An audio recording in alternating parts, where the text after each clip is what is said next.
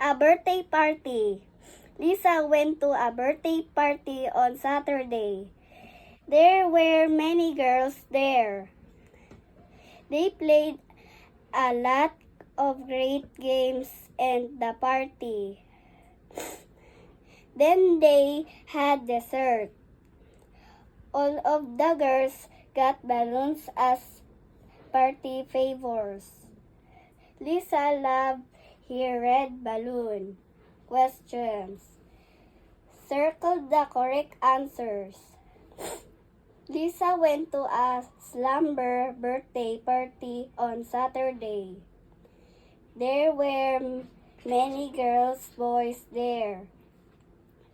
They played a lot of great movies games at the party.